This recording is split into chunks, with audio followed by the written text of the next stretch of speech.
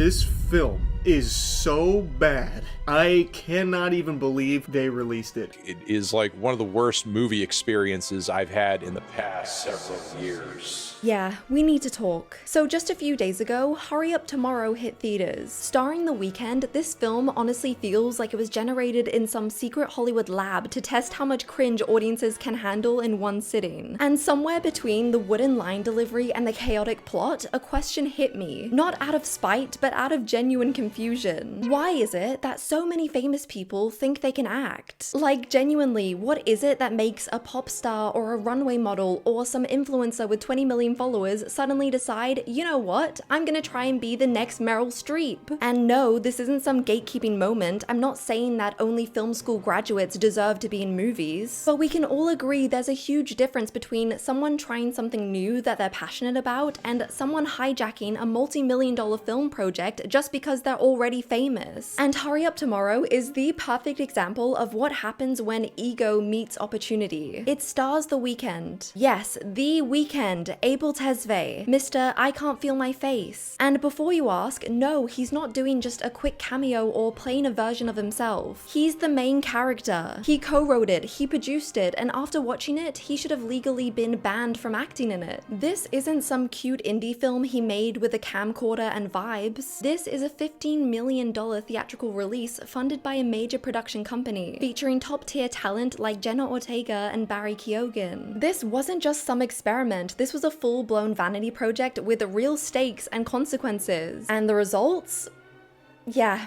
They're not good. Critics have been calling it a self-indulgent mess, an empty aesthetic showcase, and my personal favorite, the cinematic equivalent of a bad perfume ad stretched to 2 hours. And the performances? Well, let's just say, if acting was a group project, then Abel was the guy who didn't do the homework but still got the credit because his name was on the poster. When you stack his performance against real actors like Jenna Ortega and Barry Keoghan in the same film, the contrast is painfully obvious. But Hurry Up Tomorrow isn't an isolated incidents, is part of a much bigger pattern of celebrities trying to force themselves onto the big screen, like Harry Styles in Don't Worry Darling, Taylor Swift in Cats, and the countless TikTok stars that are so bad at acting it actually hurts. This also isn't even The Weeknd's first offense. Just last year, he starred in HBO's The Idol, which flopped so hard both critically and with audiences. So forgive me for asking, but how did he land another leading role so soon? Who keeps greenlighting this? And that's what really gets under my skin, and probably yours too if you care at all about movies, acting, or fairness in general. Why do these celebrities just get free passes into the acting industry when there are thousands of trained, hungry actors that are grinding every single day just for a crumb of an opportunity? Why do these studios keep handing over lead roles to people who have never acted a day in their life simply because they're famous on TikTok or just sold out a stadium tour? So, in today's video, we're gonna dive deep into the controversy surrounding The Weeknd's new movie. And trust me, the stories I uncovered about this production will blow your mind. We're talking ego clashes, questionable creative decisions, and how if something doesn't change soon, then I fear the entire industry will be at risk. Because this is just the beginning. What I discovered while researching this video goes way deeper than just one bad movie. We're gonna pull back the curtain on the entire celebrity to actor pipeline, and you will not believe the stories I'm about to tell you. So grab a snack, get comfy, and prepare yourself because it only gets worse from here. So, let's talk about the movie at the center of this whole mess. A film that feels less like a cinematic experience and more like you're watching someone's very expensive, very emotionally messy diary in IMAX. If you haven't heard of it, then congrats, your brain is safe. But for the rest of us who got pulled in by the promise of a dark, sexy thriller starring The Weeknd, Jenna Ortega, and Barry Keoghan, we're in recovery right now. This movie is not just bad, it's confusingly bad. Like, how did it even get made bad? And the answer is, unfortunately, ego, money, and a whole lot of misplaced confidence. Also, a little birdie told me that if you hit subscribe, you get 10 years of good luck. I don't know if it's true, there's only one way to find out.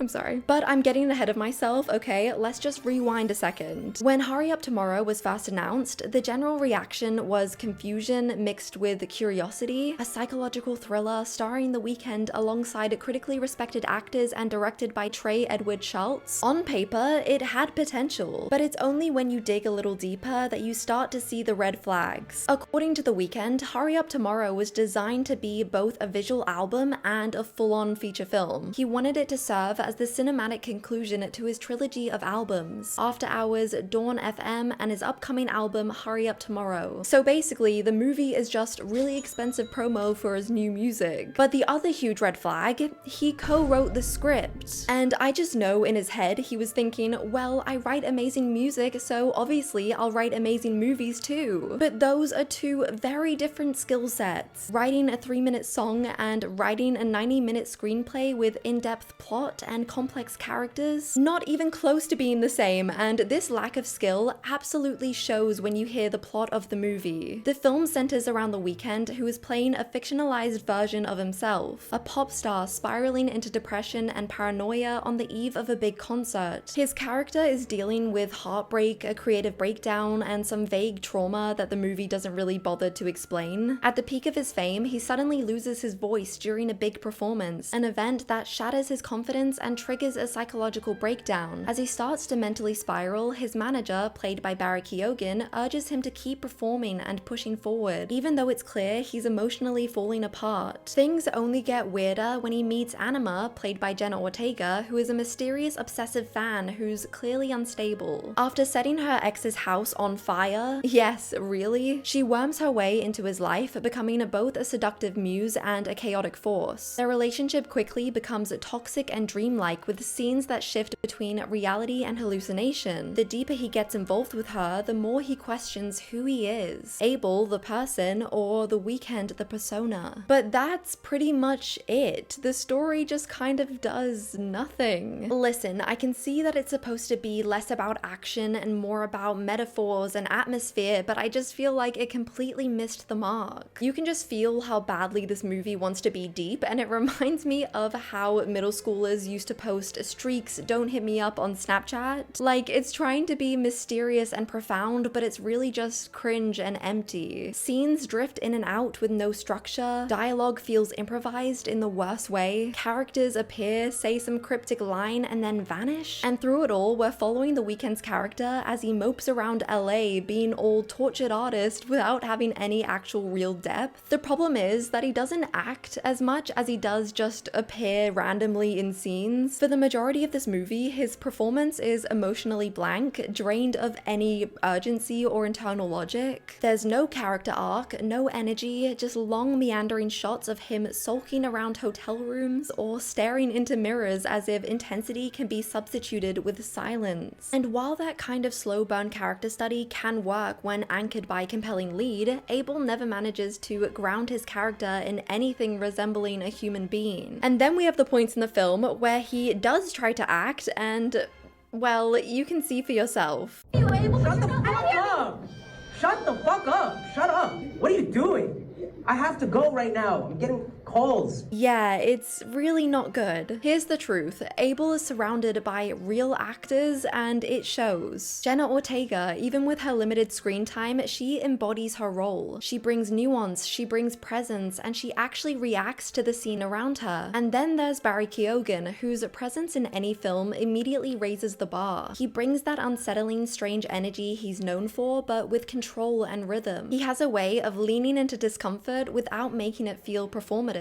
In this film, he ends up doing double the emotional labor, not just carrying his own character, but also trying to stabilize scenes that would otherwise drift into total incoherence. And because The Weeknd is so visibly out of his depth, this imbalance becomes impossible to ignore. It's not just that he's struggling, it's that next to Jenna and Barry, he looks like he's an amateur who wandered onto the wrong set. Abel talks like he's trying to remember his lines mid-sentence, his face barely moves, and you can tell he's trying to do that moody, nonchalant thing, but it just reads as blank. It's not just bad acting, it's really awkward. It's like watching that one kid in the school play who only got the lead role because their parent works at the school. Some critics were pretty split on the movie. On one hand, they praised how visually striking it was and the bold attempt to blend music and film into one single immersive experience. The moody atmosphere and the experimental style definitely made it stand out from your typical celebrity project. But on the flip side, many just feel like the story falls flat, coming off as confusing and self-indulgent. Which, yeah, that pretty much sums up how everyone is feeling about it. It's worth talking about how a movie like this even happens because it's just a symptom of a much larger problem in the entertainment industry. The belief that fame in one area automatically translates to talent in another. The Weeknd is a globally recognized Grammy-winning musician. He's a brilliant performer, a great producer, and a powerful visual storyteller when it comes to music videos and concert staging. If someone is famous, if they have the clout and the audience, that's often seen as enough justification to put them at the center of a movie. No training, no real experience, no understanding of the art form, it's literally just a vanity project with a budget. The irony is, Hurry Up Tomorrow isn't even the first time that this has happened with The Weeknd. His performance in HBO's The Idol, which he also co-produced and co-wrote, was met with universal criticism. The premise of the show actually had huge potential. A tortured pop star spiraling under the weight of her career meets a mysterious cult leader type club owner, and their twisted relationship exposes the rot beneath celebrity culture. It sounded like it had really dark Black Swan type of vibes, and people were really excited about it. But that all changed once the show was released. It was 5 episodes of muddled storytelling, over-sexualized nonsense, and scenes so intentionally awkward that they could have been mistaken for a Saturday Night Live sketch. And at the center of all of this mess was The Weeknd playing a character called Tedros, a greasy, manipulative wannabe guru with a rat tail and zero charisma. His acting was flat, his character motivations baffling, and his on-screen presence was actively uncomfortable. Social media absolutely tore him and the show apart. Memes exploded overnight, and not in a good way, more in like a how did this make it past the HBO executives type of way. It was just so bad. And yet, despite that overwhelmingly negative reception, The Weeknd didn't seem to care. Not only did he defend the show, but he went straight from The Idol to developing and starring Hurry Up Tomorrow, which is so confusing because what did he think the outcome would be? I mean, it's rare that you get such a clear warning sign. The Idol was the trial run, a messy, emotional experiment that should have been the moment to recalibrate, to maybe take a step back, step into smaller roles, train, study, observe how real actors work. But instead, The Weeknd treats the backlash like background noise and the industry enables it. You're telling me that nobody stopped him to say, hey, maybe co-writing and starring in your own emotionally complex movie might be a little too much for someone who's just learning how to act on camera. Nobody said that? Oh my gosh. And this is where the bigger issues start to come into focus. If The Idol starred anyone else, someone unknown, someone fresh on the scene, and they received the same level of backlash,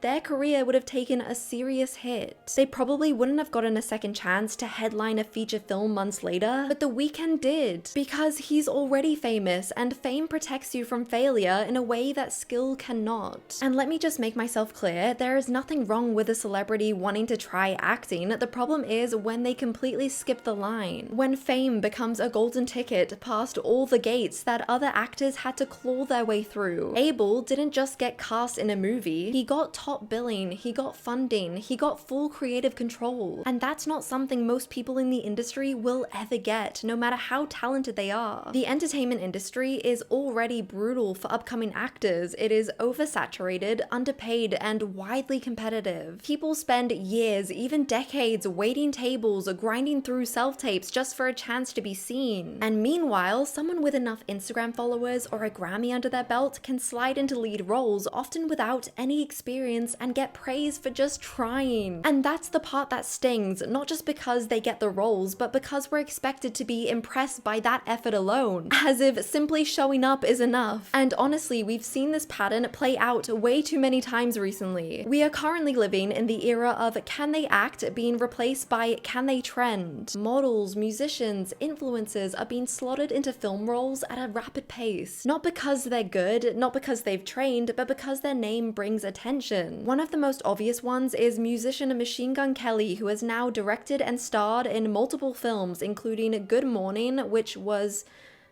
it was a disaster. Critics called it insufferable, messy, and almost unwatchable. Rotten Tomatoes hit him with a solid 0%. Not a single positive review. And yet, it still got made. It still got distribution, and why, you might ask? Because it had names. Megan Fox, Pete Davidson, and Machine Gun Kelly himself. Another one is singer Doja Cat, who announced that she wants to start acting, which is fine. She's visually captivating, she has a unique energy. But the second that announcement dropped, you just know that casting directors were foaming at the mouth because they know the drill. It's not gonna start with some short film or supporting role in a drama. It's gonna be the lead in some high-profile project with a massive budget, and everyone's gonna pretend to be excited about it. And then you have the influencer to actor pipeline, with the biggest example of this being TikTok star Addison Rae, who starred in the Netflix movie He's All That. That film was roasted into oblivion, with so many people saying that Addison's acting was just terrible. But the views were there, and the numbers did justify the risk. And to be fair, my opinion on Addison did change, because after the criticism, she did go and work on her craft and became a better actor. A few years later, she appeared in the Thanksgiving movie, and it was clear to see that her hard work did pay off. Her acting was 1,000 times better than before, and it's really good to see someone actually putting in the effort. But I mean, it's literally just the bare minimum. But that's the frustrating thing. If their performance is bad, they may get memed and torn apart on Twitter, but that's as far as it goes. They bounce back immediately because they're not really actors, they're celebrities. Their real career isn't on the line. They get to experiment with film like it's some side quest, not their main game. And the worst part is, the presence of untrained celebrity actors doesn't just lower the bar, it completely messes with the entire tone of the film. Their inexperience becomes a distraction, a constant reminder that this isn't a fully immersive world, it's a marketing strategy with a script. Meanwhile, there are actors who would kill for half a chance, who have spent their entire lives learning the ins and outs of the craft, who understands the difference between delivering a line and living it. They don't have the luxury of just trying it out. For them, acting isn't just a fun experiment, it's everything. That's why this actually hits a nerve for me. It's not about gatekeeping, it's about fairness, about the value we place on talent, on training, on actually putting in the work. If someone wants to make the jump from pop star to actor,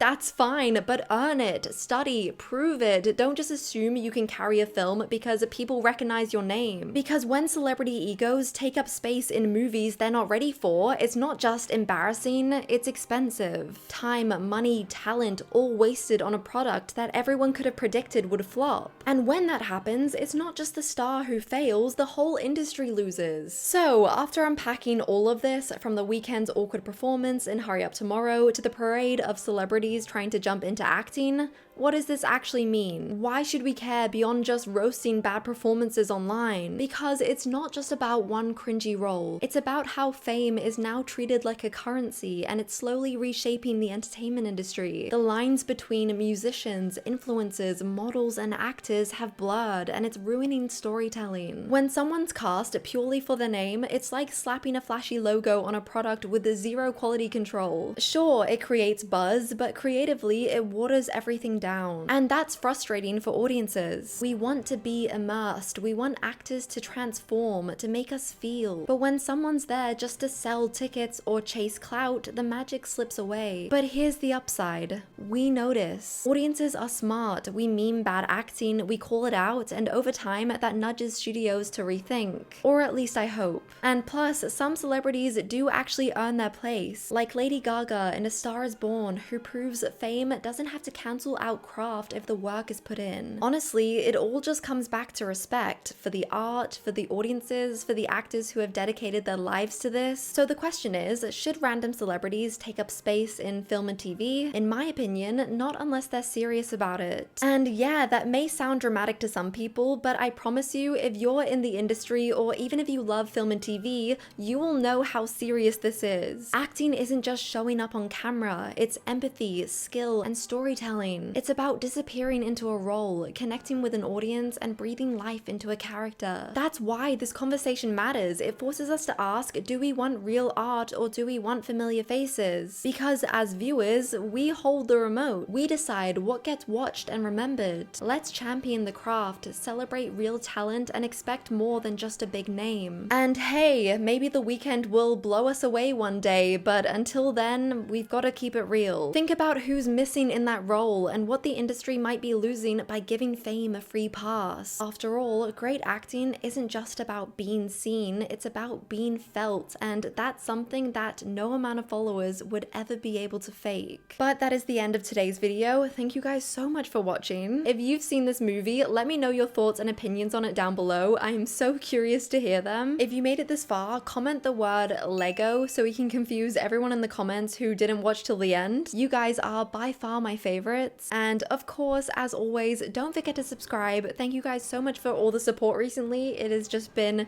so crazy, and I will see you in the next video. Bye!